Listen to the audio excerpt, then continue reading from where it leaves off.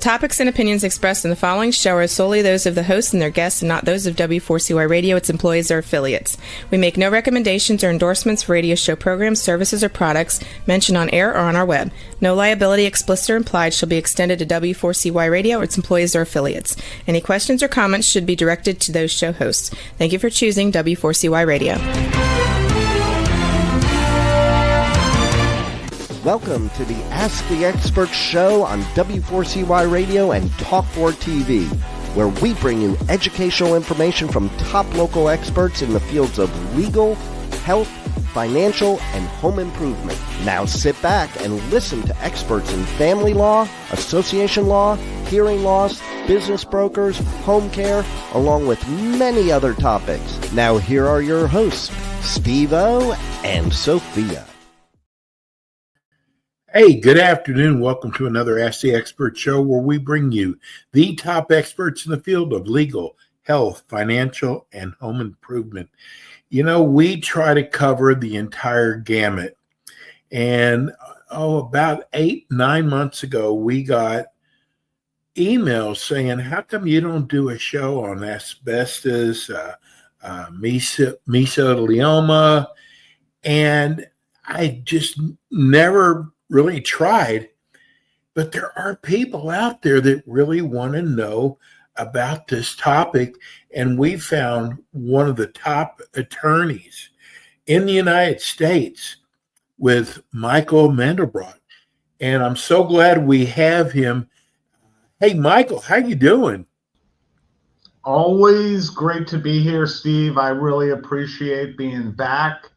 Thank you so much for having me. Ready to go.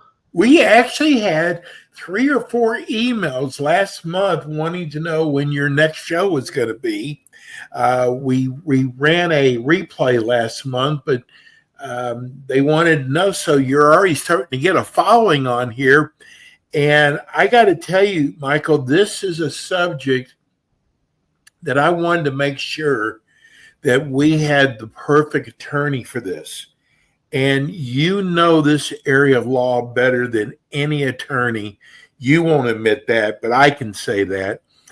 First of all, tell people about your firm.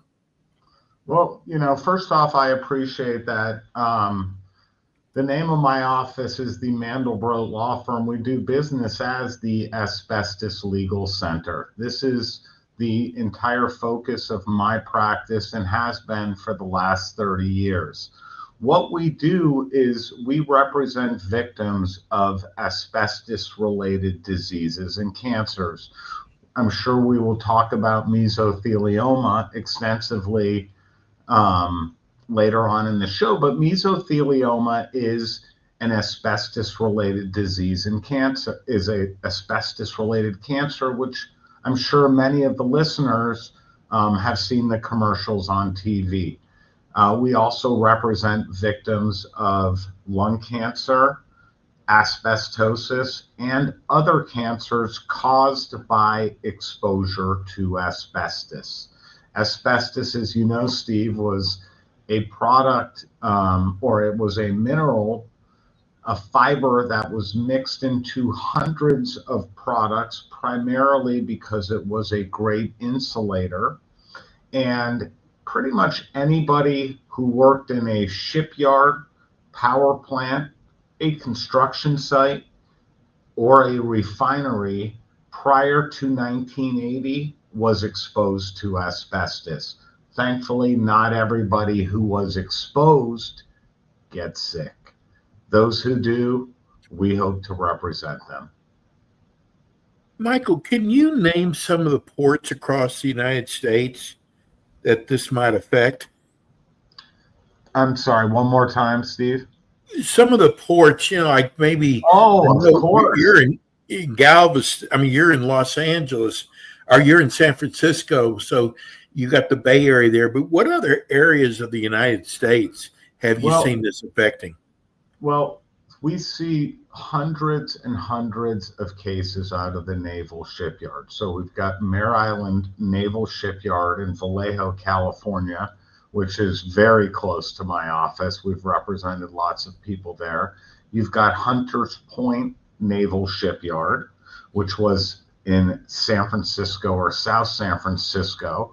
And then you've got the other naval shipyards across the country, which would include Jacksonville Naval Shipyard, Boston Naval Shipyard, Newport News in Virginia Naval Shipyard.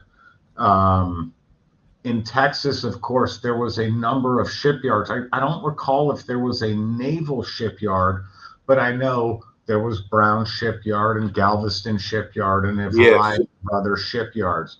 Typically, where you, of course, have coastlines, you're going to have shipyards. The primary naval shipyards, as I mentioned, on the East Coast, Boston, also in Maine as well, there was a naval shipyard where they built submarines as well. So I think I've covered a few of them. But what about San Diego? Oh, of course. Yes. And still to this day, it's one of the few that are still open. San Diego Naval Shipyard. Yeah, Mare Island, close to me, that one closed maybe 20 years ago. Hunters Point, no longer a naval shipyard either. So, but San Diego on the West Coast, yes. And it's not just the naval shipyards, I will say. It includes other military bases as well. Air Force bases, for example. A lot of the hangars had a lot of insulation and a lot of asbestos in them, as well as the planes. Every military facility, barracks, that were built before 1970, all of those had asbestos in them. So really anybody who was in the military has the potential for exposure, but more so the Navy than other branches of the service. Coast Guard, definitely. We read about mesothelioma. What is it? Great question. The primary mesothelioma that we see and that we hear about is what's known as pleural mesothelioma. That is cancer to the lining of the lung, not the lung itself. What makes that cancer so insidious and so severe is, one, it is an incurable cancer. Two, life expectancy once you're diagnosed with mesothelioma is about 6 months typically. And three, this is the most important one from the lawyer's perspective, there's only one known cause of mesothelioma, that cancer, and that is exposure to asbestos. We have seen what's known as peritoneal mesothelioma, which is cancer to the lining of the abdomen, also caused by exposure to asbestos as well. There are some other mesotheliomas that we have seen, cardiac, for example, around the lining of the heart, as well as testicular. Those, the medical science, I do not believe is as clear, but without question, pleural and peritoneal mesothelioma, there really is only one known medical and scientific cause of that disease, and that is exposure to asbestos. So, Michael, I bring this up to you all the time because in Florida, we discuss this, but we've got so many new listeners and viewers. We had a problem with housing down here in Florida, that they found asbestos in the sheetrock, I think it was. Sure. Are we talking the same thing? We are. We're talking the exact same thing. So that, chances are, that was a building that was built before 1975. When most drywall, but primarily the joint compound used with drywall, so that when you put two pieces of drywall together and a large wall, there's joint compound that is mixed. It's a dry material, typically mixed with water and applied on the seams and then sanded down. that had extensive asbestos in it, maybe 50%, we'll say, asbestos in it. Drywall itself, some of it, maybe 2%. Fire-rated drywall for the garages definitely had a higher percentage. And understand, it's percentage by weight typically, and asbestos is very light. So when something is, 30% asbestos, by volume, there's a lot more asbestos, millions and millions of asbestos fibers. So the answer to your question is, we're talking about the exact same thing. And the concern now is that asbestos in those walls friable or dusty, where somebody could breathe it in? And if it is, then it has the potential for disease. So the question becomes, what do we do with these old buildings? Do we encapsulate the asbestos and hope that it's not dusty for the next however long we want to keep this building? Or do we tear the building down and start over? And it's a big problem. Drywall is one of the huge problems, but think about these high rises in any major city built before 1972, steel construction. And once the steel is done, the next thing that went on was asbestos fireproofing on every steel beam. So it's in the ventilation systems, it's in the air conditioning ducts now, and it's on every steel beam. What do you do with these high rises? And it's a big issue, just like they're having in Florida with the drywall, and there's a concern. And truthfully, people could not sell their houses, Michael. People were getting sick. They couldn't sell their houses because they found asbestos in them. It was really bad. Right. And it's unfortunate. And now I know, and most real estate contracts and leases require disclosure as to whether or not a property contains asbestos. And there isn't any question that if it does, there is a huge reduction in value of that property, because you've got really two choices, and that is encapsulate it, meaning it's still there, but it's just kind of covered up. It's like putting a patch on a hole. Or you've got to remove it, have it what's known as abated by professionals, which is very expensive. The one that millions and millions and millions of homeowners across the country no doubt have encountered is the popcorn ceilings. Yes. Those old popcorn ceilings. Though, throughout the late 60s and into, say, 1978, it was difficult to find a home that didn't have those popcorn ceilings in one form or another. And those popcorn ceilings, which any kid who could jump and touch an 8 or 9 foot ceiling would know, was dusty back in the day. You touched it and dust came down. And so, that's one that I hear about all the time. And I hear about people encapsulating it, putting a huge coating over it. And I hear about people also having to go through the abatement process, which typically means vacating your home for about 2 weeks, having your complete home covered in visqueen or plastic, having it, I don't know what they call it, glove bagged or wet bagged removal and scraped off. And it's a very difficult and an expensive process that a lot of homeowners can't afford. And so it really, really is a tough dilemma for anybody who has those popcorn ceilings or drywall or asbestos ducting or stucco siding on your homes. Those are all potential risks, and it's unfortunate. We got a text from Manhattan, New York.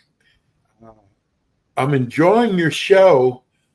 Is it possible that when the towers went down, from all the people who were suffering from lung disease, was there asbestos in those walls? Well, I've got an answer to that question, and I take a deep breath because it raises so many. You just raised a number of issues, Steve. And well, the answer to your question is billions and billions and billions of asbestos fibers came raining down on New York when those towers came down. And the reason was because, the drywall without question, but the fireproofing. Those were, I believe it was called a monocoat, was a spray fireproofing that was used when the towers were built. And if you look at when those towers were built, they were built in the early 70s, right as asbestos was being basically banned from a number of products. It is my understanding that maybe the first 40 floors of Tower 1 had asbestos fireproofing, and they stopped using it for the upper floors because of the ban. And Tower 2 did not have any asbestos fireproofing.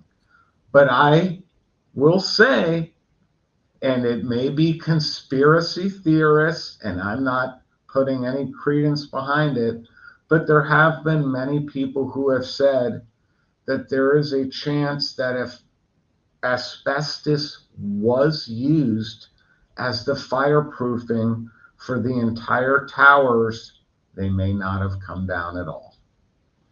But because it was not used, the steel structure in the upper floors in both buildings basically melted and burned, and we know what the end result was. So there is no question that the answer is yes. There was so much asbestos, and I knew it. I knew it when, these 9/11 workers were digging through there. And they had these paper masks on, but they didn't care because they were looking for bodies. Right. But the fact was, every one of them was being exposed to a tremendous amount of lethal asbestos at that time. And as we have seen now, there's been thousands and thousands of 9/11 workers who have been diagnosed with various diseases, including lung cancer and mesothelioma. And thankfully, it is my understanding there is a 9/11 trust fund that is set up specifically for those victims. So I apologize for the long answer. No, I that should have just said yes, but the answer is yes, and a lot of asbestos, and it really raises so many other issues because it really is amazing. And at one point, Donald Trump, I remember him saying during if they had used asbestos, these towers would have never come down. Whether he's right or not, he's been right about stuff I thought he was wrong about. So I'm not making any opinion on whether he was right or wrong. But there have been many people who have speculated that that's the case. So I know this happened a long time ago, but I know, remember the singer Donna Summers? Sure. I know her sister very well. And I asked her, I said, I know she passed away. How did she pass away? And she said she died of lung disease, and because she was right around 9/11, the buildings. And there was a lot, she wasn't a responder, but there was a lot of people. God, look at the dust that went up. Did you get anybody from there as a client?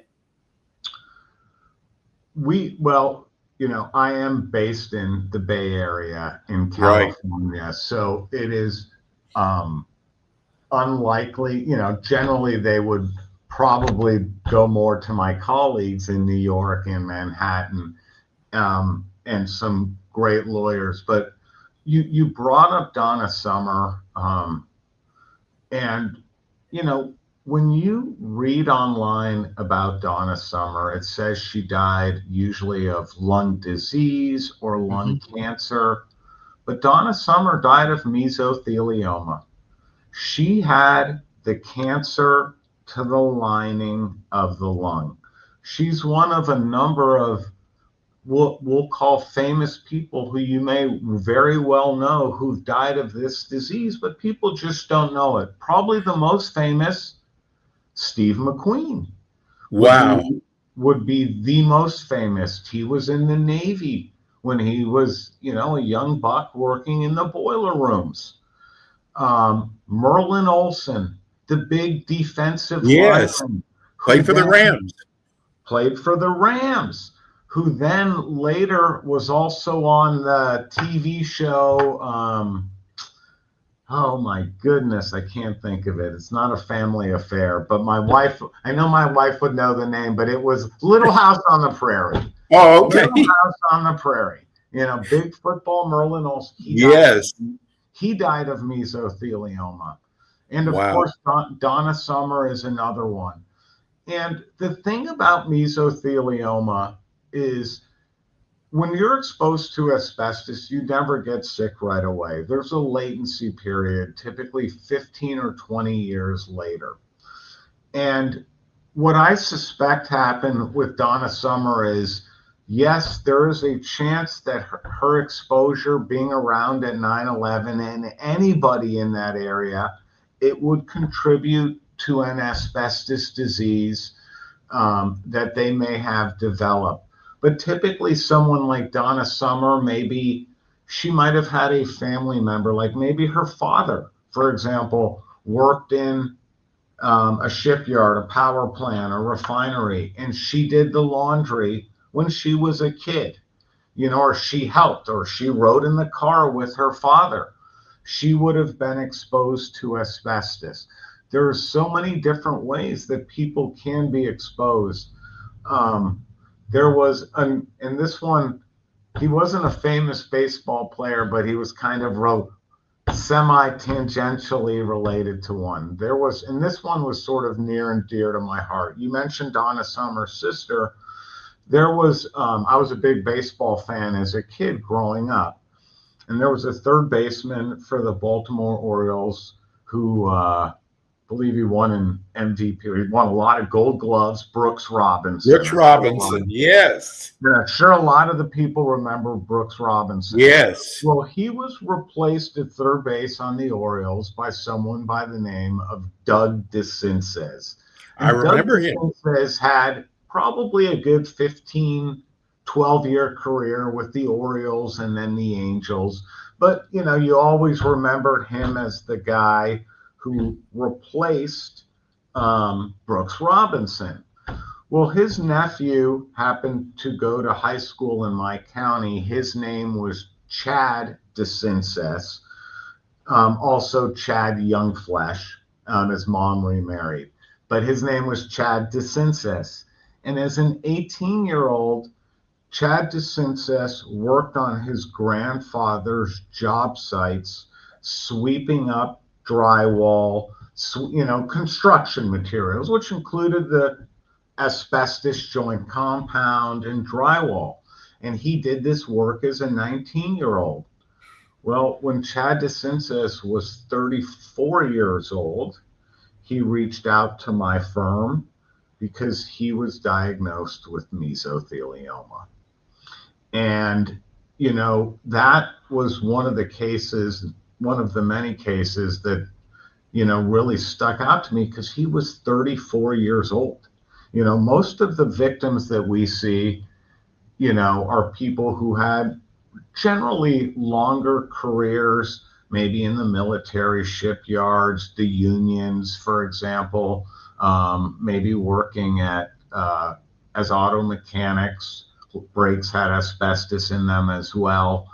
And so to see somebody 34 years old, it sort of showed me, and like Donna Summer, who we knew as a singer, it really showed me that, the disease can really hit anybody. It's not just the person who worked 15, 20, 30 years with asbestos daily.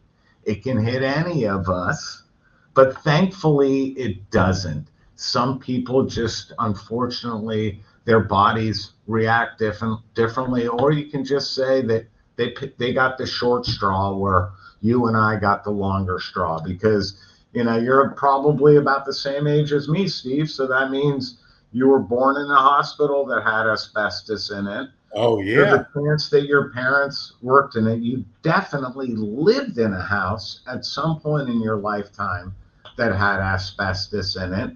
And whether there was broken floor tiles, you don't even think about it. You jump up, I would rain the popcorn ceilings down on my brother. You don't think about these things, but the disease can hit anybody, more likely to those who have greater exposure, but it can hit anybody. It can hit Donna Summer, it can hit a 35-year-old Chad Youngflesh, or it can hit the sexiest man alive at the time, Steve McQueen. We just don't know. Michael, I didn't know where to insert this. You don't know this at all.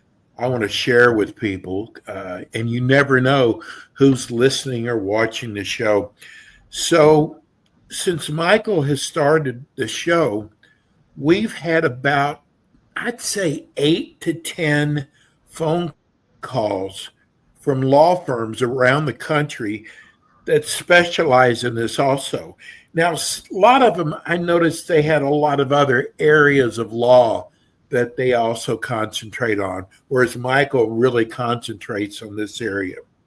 And they all wanted to have a show like Michael's. I did share with you one of them, but when we get these phone calls, there's always a few out there who go, you know what, that person wasn't right, and he's giving bad information.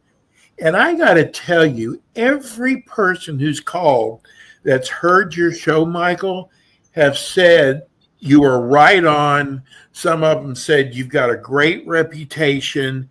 And I was shocked that not one negative thing, because I've been doing this for 15 years.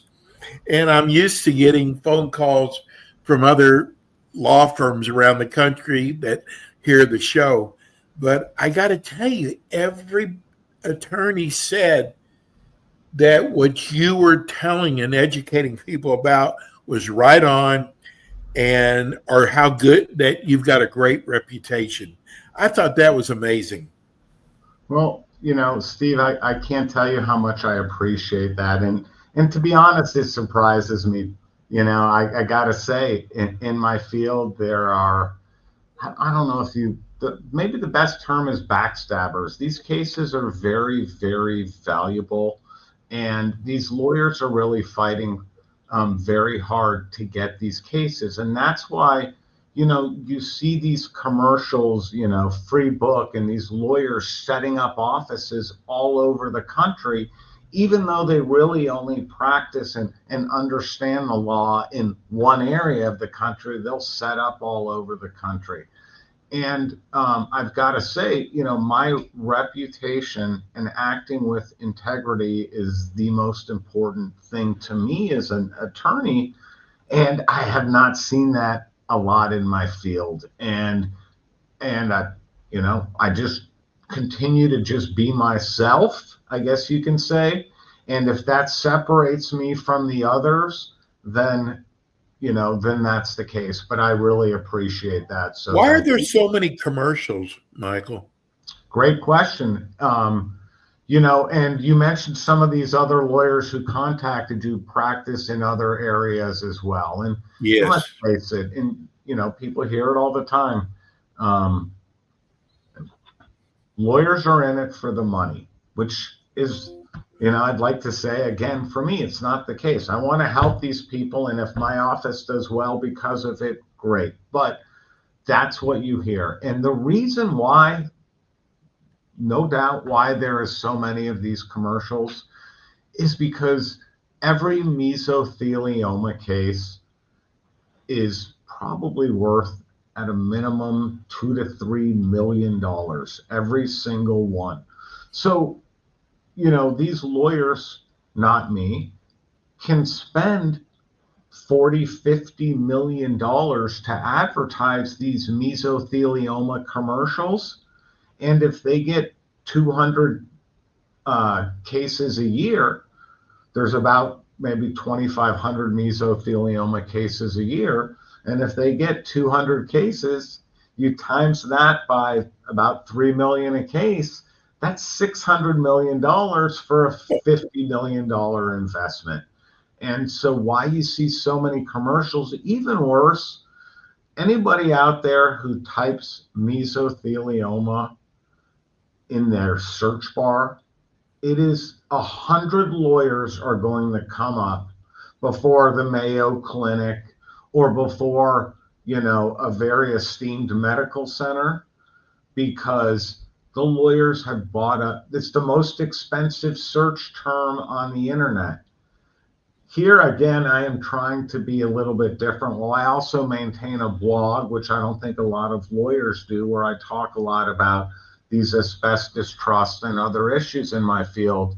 I've recently also started putting informational videos about asbestos and asbestos disease, and hopefully some marketing as well on TikTok, which I know is very popular right now, primarily amongst a younger demographic, but oftentimes it might be the kids who say, hey, Dad, did you know you're eligible for money because you worked at these refineries and you have this disease. So we'll just have to see how that plays out. But, I compliments, I take them. I'll take every one of them, and I appreciate it, Steve. So thank you very much. Now, what is someone, if they do not have cancer, how is mesothelioma typically diagnosed? Okay, well, that's a great question. There is mesothelioma is typically diagnosed through a biopsy, a needle biopsy.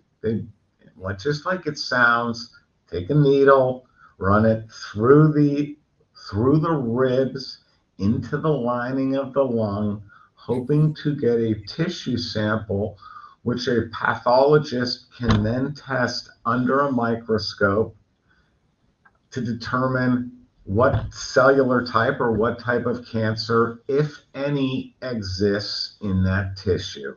That pathologist will then do a pathology report diagnosing the type of cancer, if any, and if it is mesothelioma at that point, it would be diagnosed by a pathologist through that biopsy.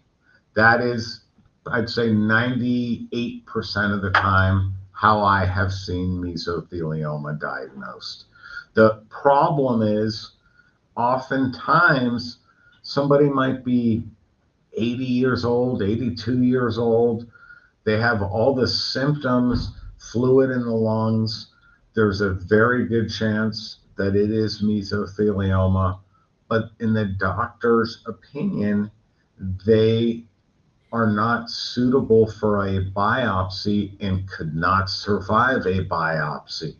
So the question becomes, how do you diagnose those people? Right. What I have seen in some cases is one of the symptoms that you often see is a fluid, often blood and fluid, building up in the lungs, in that lining of the lungs where the mesothelioma exists. It makes it very difficult for an individual to breathe when that fluid is building up. So what the doctors have to do is drain or tap that fluid. Sometimes in that fluid sample, cytopathology they call it, there might be a tissue sample in the blood in that fluid that comes out of the lungs. They can also test it that way. If somebody is not diagnosed through the two ways that I have mentioned, unfortunately, the next way would be a post-mortem autopsy. Yeah.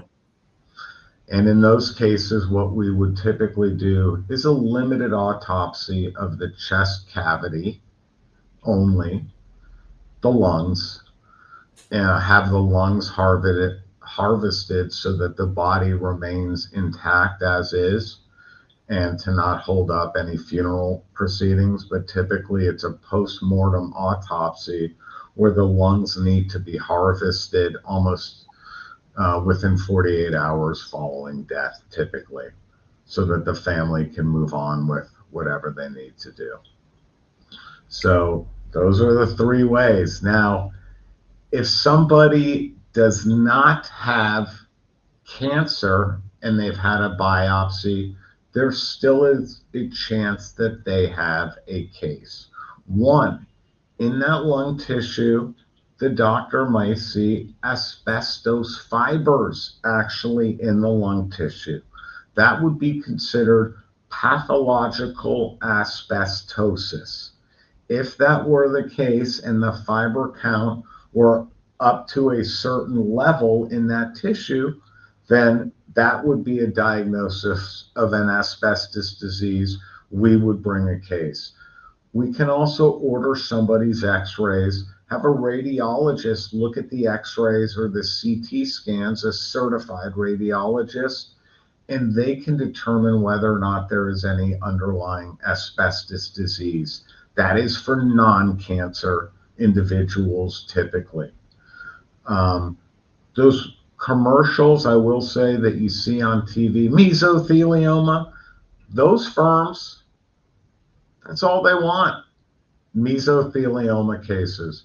But there are so many other victims of asbestos diseases other than mesothelioma: asbestos-related lung cancer, asbestosis, colorectal cancer caused by asbestos, which is so many individuals you hear about getting colon cancer, intestinal cancer, stomach cancer. All of those, asbestos could have contributed to the cancer. We'll represent those people. We will help those people just as if they had mesothelioma. To us, they are still a victim who is entitled to compensation, and we want to help them. Those other guys you see on TV, all they want is the mesothelioma cases. That's their goal. But we like, as I said, we like to think we're different. We'll help anybody with an asbestos disease. Michael, you know what it is? You've got a heart for this. And it's so obvious how you really do care about people. When someone, is there any kind of treatment at all for mesothelioma? I say no, but I've got a client who I'm going to tell you about. His name is Vito Mirabile. And Vito Mirabile lives in San Diego, and he was diagnosed with mesothelioma now about 4 years ago. And when he was diagnosed, he said, I'm going to read everything I can. I'm going to change my diet.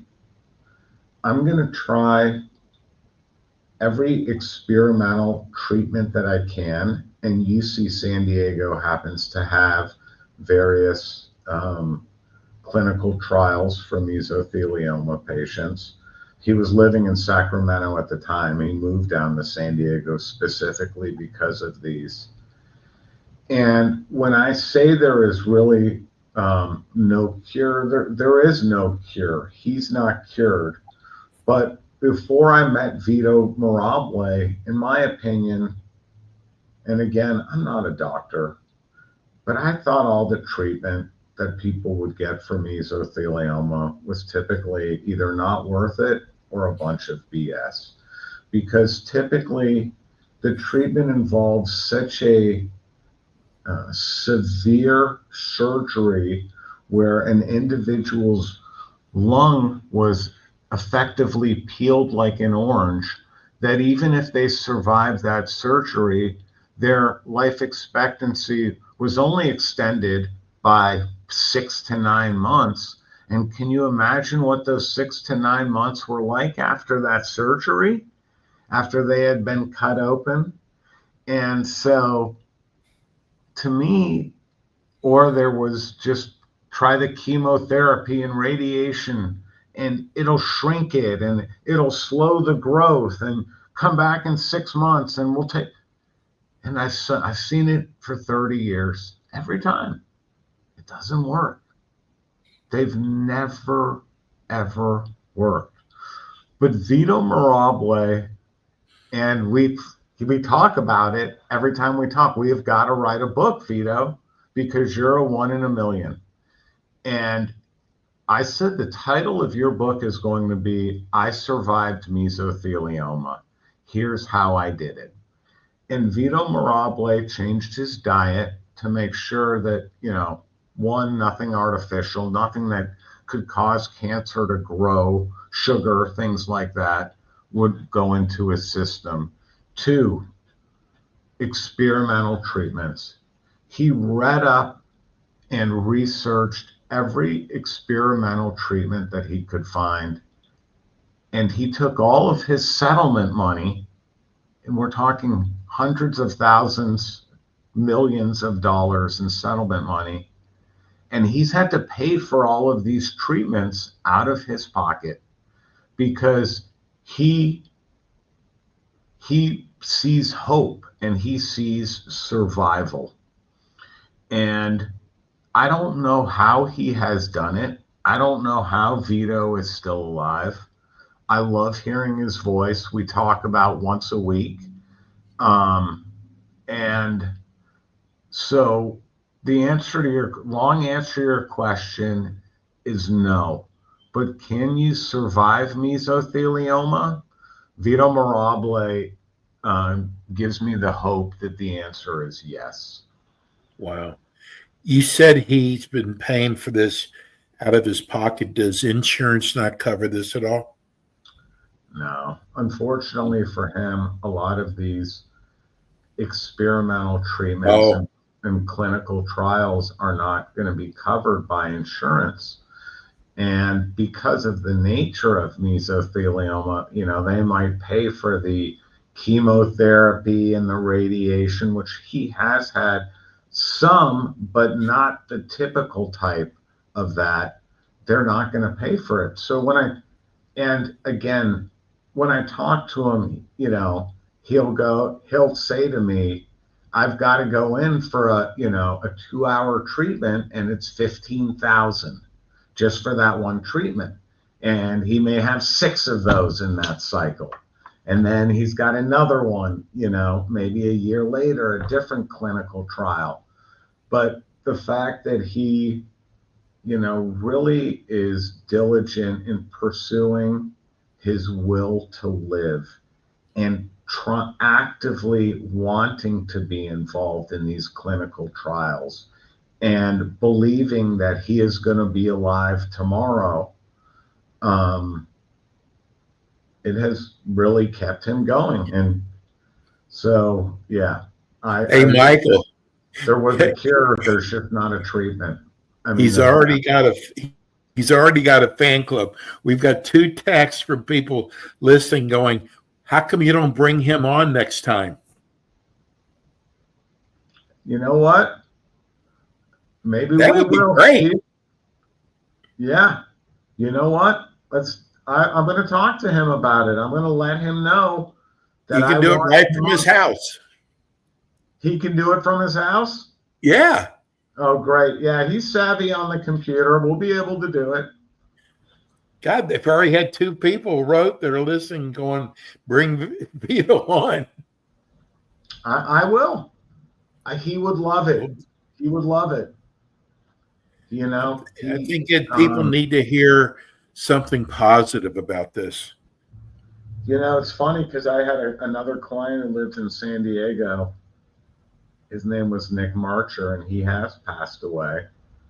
And he had already sort of started the traditional treatment, but I put the two of them together. And, you know, they became friends, and it really gave Nick hope, you know, late in his life as well. It gave him some hope. But Vito is happy to help others in the same predicament, happy to talk to people and happy to share his experiences. And don't get me wrong, he's a guy who's rough around the edges, but that's okay. You know, he's got a heart. Yeah, he's got a real let me, heart. you know what? There's people who are listening to the show right now going, how do I know maybe I have that? How would someone know? Great question, you know, and I ask my clients, you know, how did you find out? You know? And what they usually say is, you know, they'll notice either breathing, you know, ongoing breathing problems, and they go to the doctor and the doctor says, oh, it's just bronchitis, and they give them something and it doesn't go away. Or, you know, and then it continues to happen and they say, well, I want further tests. And then they say, well, maybe it's pneumonia, and they give them more medication and it doesn't go away. At some point, you've got to ask your doctor for a chest x-ray. And the problem is also that chest x-ray is not going to be read by somebody who's trained in looking for asbestos-related diseases. It's going to be read by whatever the radiologist is on call at the office at the hospital that day.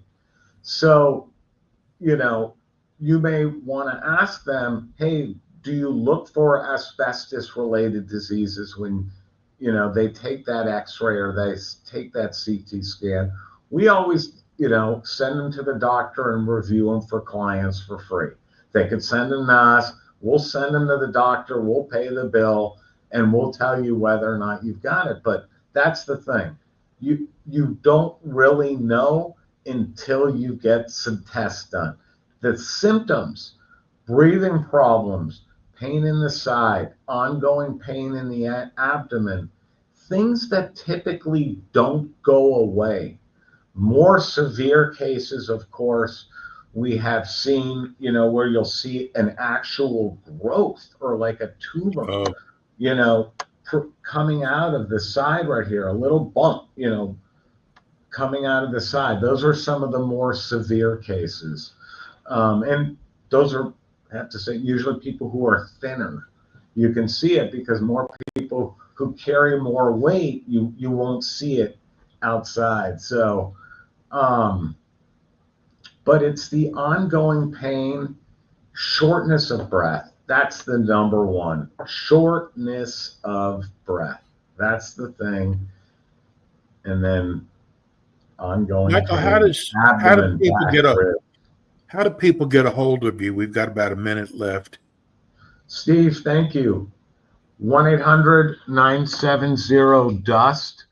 Direct line is 415-895-5175 to my office. And I also want to give out my cell phone for the listeners. You can call me directly on my cell phone, 415-307-2119. You can call or text me there anytime with questions. I'm happy to speak with you. If I'm unavailable, I will call you right back. My office, mesothelioma.pro. You can find me Michael, we are so blessed to have you.